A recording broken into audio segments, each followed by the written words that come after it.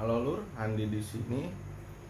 Kali ini saya akan membahas tentang memilih dan keuntungan dari memilih.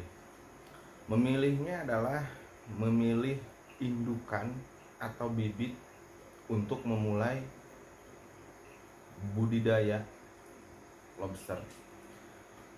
Keuntungan membeli indukan apa? Keuntungan membeli bibit apa? Ini sesuai dengan pengalaman saya. Sebelum kita lebih lanjut, saya akan tegaskan lagi bahwa channel ini adalah channel yang membahas budidaya lobster di sekitaran rumah atau memanfaatkan lahan sempit di sekitar rumah.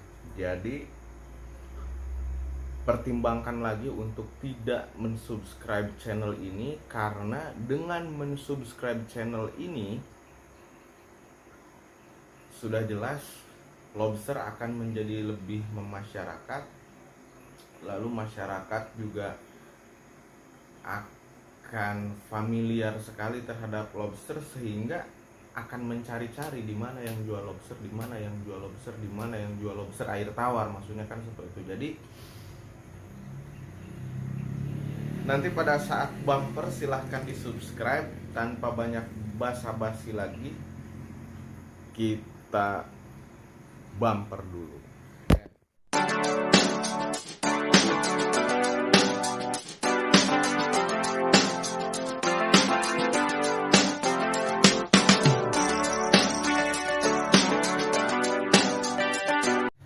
Baik, dulu sekarang kita bahas yang pertama adalah apakah kita harus memulainya dengan membeli indukan atau bibit. Yang pertama akan saya jelaskan, yaitu ketika kita membeli indukan terlebih dahulu. Ketika kita membeli indukan, maka kita akan mengeluarkan banyak modal memang. Contoh, kita ambil yang paling minim sekali. Itu juga kalau ada yang jual, misal 500.000. Biasanya di akhir tahun ini suka ada promo nih. Membeli satu set indukan 500.000, lalu mempersiapkan wadah untuk satu set indukan tersebut. Jadi kita beli lobster indukan 500.000, satu set lobster indukan 500.000, lalu kita beli wadahnya.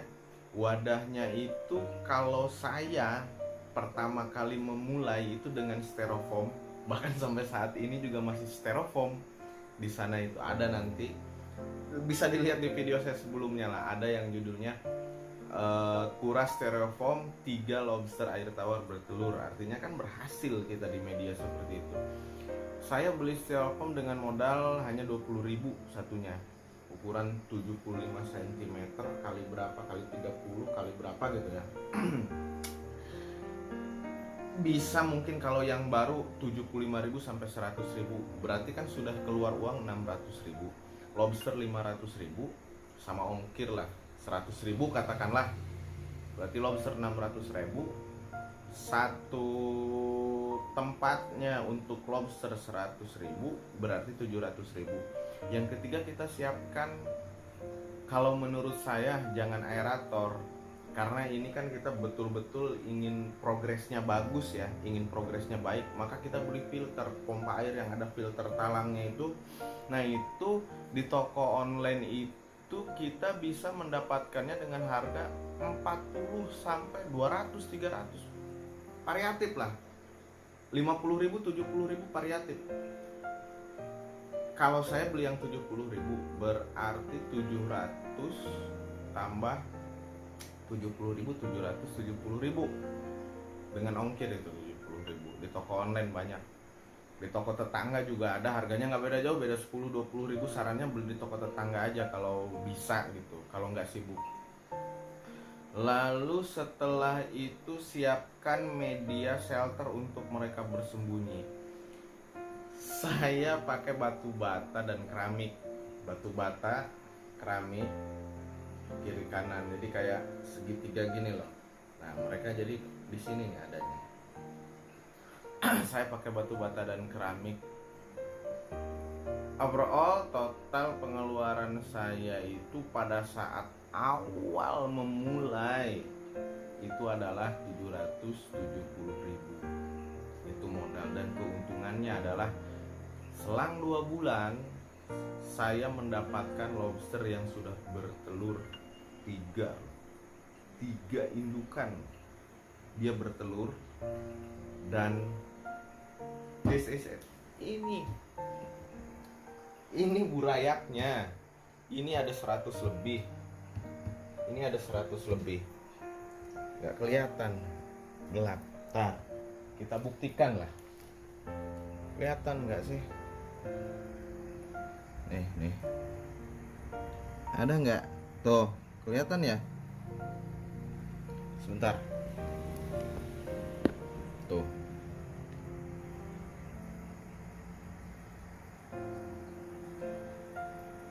Kelihatan kan? Kelihatan ya, tuh. Burayaknya itu ada sekitar 200 lebih. Bayangkan. Kenapa saya bilang ada 200 lebih? Ya karena memang kan ada ini juga sama, ini burayaknya. Kita akan mendapatkan banyak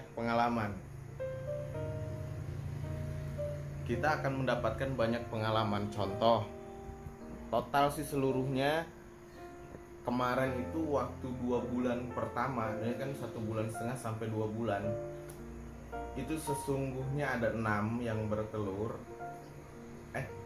1, 2, ya ada 6 yang bertelur, namun yang 4 sorry maksudnya seperti ini, 2 bertelur, yang 3 lagi bertelur cuman gagal. Kenapa gagal? Kalian tahu nggak, ternyata ketika telurnya itu masih warna hitam atau ke hijau-hijau gimana gitu, kita pindahkan, itu rusak, habis. Nah itu pengalaman kita yang pertama. Plusnya itu ketika beli indukan kan seperti itu.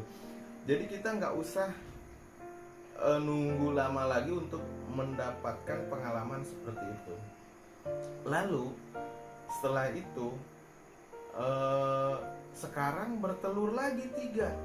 Bayangkan, selang, ya udah kita ambil jauhnya aja ya, selang 2 bulan 3 indukan bertelur, yang 2 masih hijau, yang satunya sudah agak merah. Belum saya pindah karena saya sudah nyiapin kolam di samping rumah, memanfaatkan lahan. Nanti kita review bareng-bareng kalau sudah jadi, karena memang musim hujan jadi seperti ini.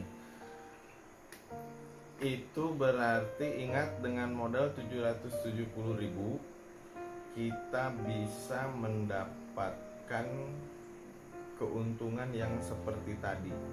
Ketika kita beli indukan, maka kita akan langsung mengalami yang namanya indukan bertelur, mengalami yang namanya ngurusin burayak, karena burayaknya sudah ada ini. Seperti itu. Jadi mudah-mudahan bisa mencerahkan nih. Lalu memang saya belum membeli bibit, karena untuk apa orang saya punya burayaknya kok sekarang udah kan tadi udah kelihatan. Ini juga kan bibit yang biasa dijual harga 1.000-2.000 perak gitu kan, bibit seperti itu. Malah kita bisa langsung mendapatkan keuntungan jual bibit kalau kitanya mau gitu, kalau saya mau. Tapi enggak, saya keep. Ini akan saya taruh di kolam pembesaran, akan saya jadikan indukan semua ini. Begitu lur. Lalu yang kedua, ketika dulur mempersiapkan atau memutuskan diri untuk memulai dari bibit, saya belum mendapatkan pengalamannya ya beli bibit. Kalau ngurusin burayak sampai jadi bibit 1 in lebih sih saya mengalami banget gitu. Jadi saya nggak bisa berkomentar lebih ketika dulur beli bibit. karena saya tidak berpengalaman di situ, karena pengalaman saya adalah beli indukan. Namun untuk skala partai ya, skala besar, ketika dulu punya tambak nggak menjadi masalah beli bibit. Mungkin saya kalau punya tambak pun saya akan beli bibit. Ini mas saya hanya mencoba berbudidaya di dalam rumah dengan memanfaatkan lahan yang tidak produktif di rumah. Ketika ada lahan-lahan yang ada di samping 1x7 atau 1x8, nah ini nanti akan saya tabur benihnya di sana. Seperti itu ya lur. Jadi mudah-mudahan pengalaman saya ini bisa mencerahkan. Saya nggak ada maksud menggurui, karena memang yang profesional pun loh masih belajar. Tanya aja Pak Chen, tanya Mas Hamdan Suhaimi, masih belajar mereka juga. Jadi saya tidak ada maksud untuk menggurui, hanya berbagi pengalaman. Jangan lupa like apabila dulur suka, dislike apabila dulur tidak suka. Namun untuk dislike saya mohon untuk ngasih alasan di kolom komentar, karena saya akan memperbaiki kekurangan di channel saya ini.